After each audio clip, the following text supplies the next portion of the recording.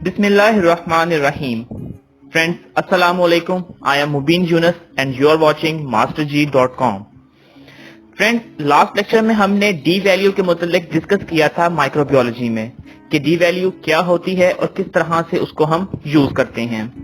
इस लेक्चर में हम स्टडी करेंगे जी वैल्यू या जेड वैल्यू। जी वैल्यू को समझने के लिए ये जरूरी है कि आप लोगों का जो डी वैल्यू का कॉन्सेप्ट है वो क्लियर होना चाहिए। जैसे कि मैंने लास्ट लेक्चर में आप लोगों को बताया था कि डी वैल्यू वो स्पेसिफिक टाइम होता है जिसके अंदर जो माइक्रो ऑर्गेनिजम्स हैं वो डेसिमली रिड्यूस हो जाते हैं, मतलब कि 10 के फैक्टर से वो कम होते हैं, 90% उनकी रिडक्शन हो जाती है। तो उस टाइम पीरियड को हम नाम देते हैं डी वैल्यू का, और ये सब कुछ हुआ था एक कांस्टेंट टेम्परेचर पर। अब हम स्टडी करते हैं जी वैल्यू। जी वैल्यू को स्टडी करने के लिए ये चीज जरूरी है कि हमें पता होना चाहिए, अगर हम कांस्टेंट टेम्परेचर रखते हैं तो हमारे पास डी वैल्यू आती है, लेकिन अगर हम टेम्परेचर को भी चेंज करते हैं, टेम्परेचर में भी थोड़ा सा हम डिफरेंस लेकर आते हैं, फॉर एग्जांपल हम टेम्परेचर को इंक्रीज करते हैं, तो उसके लिए फिर डी वैल्यू पर क्या असर होगा।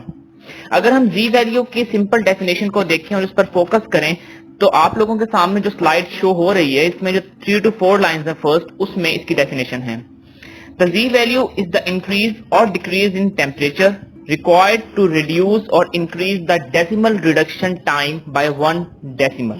यानी कि जी वैल्यू टेम्परेचर होता है, वो टेम्परेचर जिसको हम इंक्रीज करें या फिर डिक्रीज करें, और उससे जो हमारे माइक्रो ऑर्गेनिजम्स हैं वो 1 डेसिमल कम हो जाएं।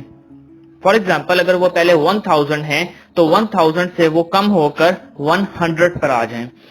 तो ये जो उसकी डी वैल्यू होगी, ये जो उसका टाइम रिक्वायर होगा इसको 1 डेसिमल कम करने के लिए, यहां पर जितना टेम्परेचर यूज होगा उसको 1 लॉग कम करने के लिए उस टेम्परेचर को हम कहेंगे जी वैल्यू। अब आप लोगों को फर्क क्लियर हो गया होगा कि डी वैल्यू हमारे पास वो टाइम था जिसमें माइक्रो ऑर्गेनिजम्स हैं वो 1 डेसिमल या 1 लॉग कम हो रहे हैं, फॉर एग्जांपल 1000 से 100 आ रहे हैं, जबकि जी वैल्यू हमारे पास वो टेम्परेचर डिफरेंस है, वो टेम्परेचर है कि जिस टेम्परेचर पर जो माइक्रो ऑर्गेनिजम्स हैं वो 1000 से 100 पर आ रहे हैं। इसकी अब हम डिटेल देखते हैं। It is the measure of change, यहां पर आप लोगों के सामने शो हो रही होगी fourth line. It is the measure of change in death rate with a change in temperature. ये मेजर होता है किसका? चेंज इन डेथ रेट का, मतलब change in temperature. The number of degrees Fahrenheit और centigrade required for a thermal death curve to traverse 1 log cycle.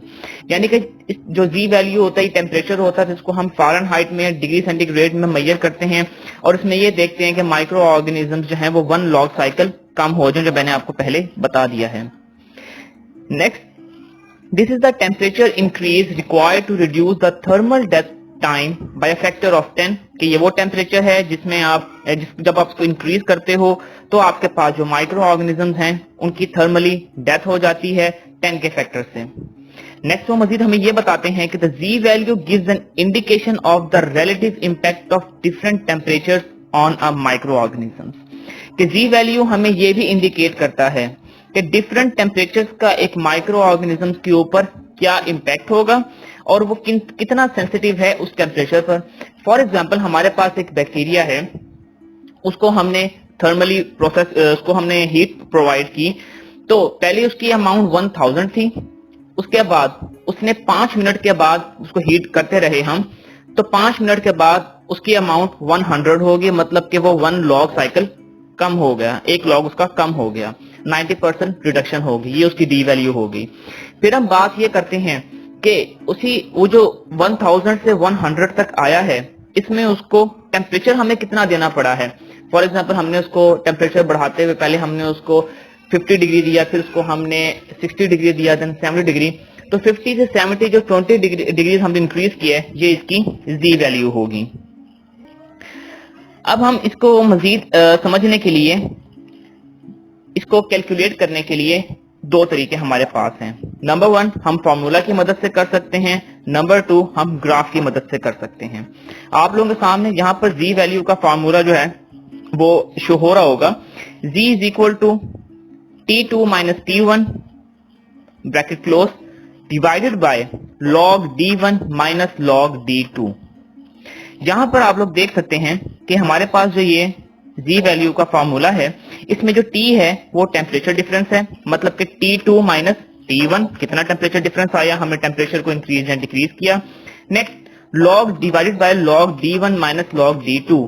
इसका मतलब ये है कि हमने जो डी वैल्यू थी, मतलब जो टाइम रिक्वायर्ड था माइक्रो ऑर्गेनिज्म को रिड्यूस होने में, उसका डिफरेंस हमने यहाँ पर लिखना है। इस फॉर्मूले में आप वैल्यूज पुट करके अपना आंसर निकाल सकते हैं।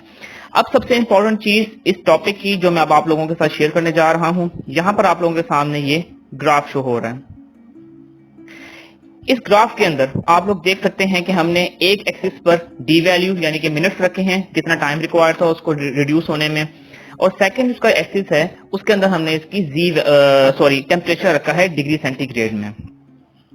अब जब टेम्परेचर हमने रखा है तो आप लोग देख सकते हैं कि इसके एक्सिस में जो इस एक्सिस हॉरिजॉन्टल है 100 degree centigrade, then 110 degree centigrade, then 120 degree centigrade and in the last 130 degree centigrade. इसी तरीके से हमने इसके वर्टिकल एक्सिस पर जो मिनट्स थे वो रख लिए हैं 100 मिनट, देन कम करके 10 मिनट, देन 1 मिनट। इन दोनों को अरेंज करने के बाद जब हम इसकी प्रॉपर लाइन बनाएंगे तो हमें पता लगेगा कि जैसे जैसे टाइम बढ़ता रहेगा, जैसे टाइम इंक्रीज होता रहा, टाइम बढ़ रहा है आगे की तरफ, वैसे वैसे जो टेम्परेचर है वो भी इंक्रीज कर रहा है।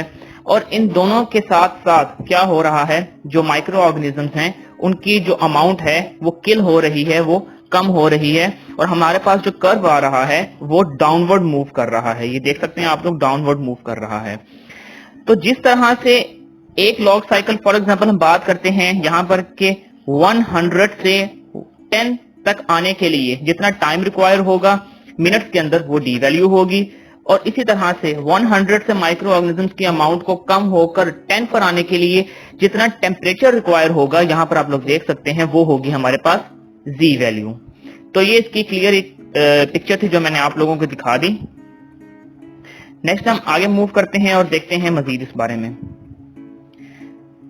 The Z value of a microorganism is temperature in degree Fahrenheit that is required for the thermal destruction curve to move one log cycle। जो बात मैंने आप लोगों को पहले बता दी कि जो Z वैल्यू होती है वो ऑर्गेनिज्म का वो टेम्परेचर होता है डिग्री फ़ारेनहाइट के अंदर, जिसमें वो वन लॉग साइकिल डिस्ट्रॉय हो जाते हैं, कम हो जाते हैं। Next, when the D value gives the time needed at a certain temperature to kill an microorganism, the D value relates the resistance of an organism to differing temperatures। यहाँ पर वो ये बता रहे हैं हमें कि डी वैल्यू हमें टाइम बता देता है कि किस टेम्परेचर पर सर्टेन माइक्रो ऑर्गेनिज्म किल होगा, जबकि जो जी वैल्यू है वो हमें ये बता देता है कि कितना टेम्परेचर उसको देना पड़ेगा और कितने टेम्परेचर तक माइक्रो ऑर्गेनिज्म स्पेसिफिक जो होता है वो रेजिस्ट कर सकता है, और उसके बाद उसको हम किल कर सकते हैं। अब इसकी एग्जाम्पल एक बहुत इंपॉर्टेंट है जो मैं आप लोगों के साथ यहाँ पर शेयर कर लेता हूँ।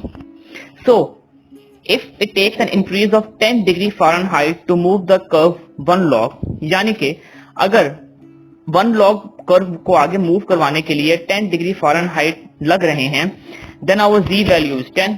मतलब कि अगर उसकी लॉग साइकिल को 100 से 10 आने में या 1000 से 100 आने में, एक लॉग साइकिल कंप्लीट होने में, उसको डिस्ट्रॉय होने में 10 डिग्री फ़ारेनहाइट लग रहे हैं, तो उसका मतलब ये है कि जो टेम्परेचर वैल्यू है वो उसकी जी वैल्यू होगी तो 10 होगी। So then if we had a D value of 4.5 minute, अगर हमारे पास जो डी वैल्यू है वो है 4.5 minute at 150 degree Fahrenheit, we can calculate D values for 160 Fahrenheit by reducing the time by one log. Simply मैं आप लोगों को इसका समझाता हूं। अब आप लोग ये देख लें कि आप लोगों के पास अगर एक माइक्रो ऑर्गेनिज्म है, इसको गौर से समझिएगा, इंपॉर्टेंट पॉइंट है। अगर आप लोगों के पास एक माइक्रो ऑर्गेनिज्म है, उसको आपने डिस्ट्रॉय करना है, उसकी अमाउंट आपने कम करनी है। एट 150 डिग्री फ़ारेनहाइट इतने टेम्परेचर आप उसको दे रहे हैं, तो इतने टेम्परेचर पर जो उसको 90% रिडक्शन या उसकी एक लॉग साइकिल जो कंप्लीट होने में टाइम लगेगा, उसकी जो डी वैल्यू होगी वो होगी 4.5 मिनट्स। याद रखिएगा 150 डिग्री फ़ारेनहाइट टेम्परेचर पर माइक्रो ऑर्गेनिज्म को वन लॉग डिस्ट्रॉय होने में 4.5 मिनट्स लग रहे हैं। इसी तरीके से अगर हम उसका टेम्परेचर इंक्रीज कर देते हैं, यानी कि उसकी जो जी वैल्यू है उसको इंक्रीज कर देते हैं, 160 डिग्री फ़ारेनहाइट पर ले जाते हैं, तो इसका मतलब है कि हमारे पास जब हम उसका टेम्परेचर इंक्रीज कर रहे हैं तो टाइम अब कम लगेगा, वो जल्दी डिस्ट्रॉय हो जाएगा। तो पहले टाइम लग रहा था 4.5 मिनट, तो अब टाइम कम कितना हो जाएगा, इसको आप 1 लॉग इसका कम कर दें। 1 लॉग का मतलब ये है कि डेसिमली इसको कम कर दें, 10 के फैक्टर से कम कर दें। तो जब आप 4.5 को डिवाइड करेंगे 10 के फैक्टर से, तो हमारे पास आंसर आएगा 0.5 मिनट। यानी कि 160 डिग्री फ़ारेनहाइट पर जब हमने 10 फ़ारेनहाइट डिग्री टेम्परेचर बढ़ा दिया है, तो इस पर जो मिनट्स होंगे वो कम लगेंगे उसको डिस्ट्रॉय करने में, यानी कि 0.5 मिनट्स। इसी तरीके से लास्ट जो इसमें लाइंस हैं यहाँ पर देख लें आप, अगर 10 फ़ारेनहाइट पर ये डिफरेंस आ रहा है, तो फॉर एग्जांपल लास्ट लाइन पे गौर कीजिएगा, अगर हमने जो इसका टेम्परेचर है वो कम कर दिया है, यानी कि 150 से 140 डिग्री फ़ारेनहाइट पर ले आए हैं, तो इट मींस अब जो टाइम है वो ज्यादा लगेगा, राइट। अब टाइम ज्यादा लगने का मतलब ये है कि जैसे पहले हमारे पास 150 डिग्री सेल्सियस पर, गौर से सुनिएगा, पहले 150 डिग्री सेल्सियस पर हमारे पास 4.5 मिनट्स लग रहे थे। इसी तरीके से अब जब हमने टेम्परेचर इंक्रीज कर दिया था, 160 डिग्री फ़ारेनहाइट ले गए थे, तो टाइम कम लगेगा, जल्दी डिस्ट्रॉय हो जाएंगे हाई टेम्परेचर पर। तो टेम्परेचर जो टाइम कम हुआ था, डी वैल्यू कम हुई थी, वो हुई थी फैक्टर ऑफ 10 के हिसाब से, यानी कि वो कम हुई थी 0.45 मिनट तक आ गई थी। अब हम अगर फॉर एग्जांपल टेम्परेचर इसका कम कर देते हैं, 140 डिग्री फ़ारेनहाइट ले आते हैं, टेम्परेचर कम करने का जी वैल्यू जो है वो कम करने का मतलब ये है कि अब उसको ज्यादा टाइम लगेगा माइक्रो ऑर्गेनिज्म्स किल होने में।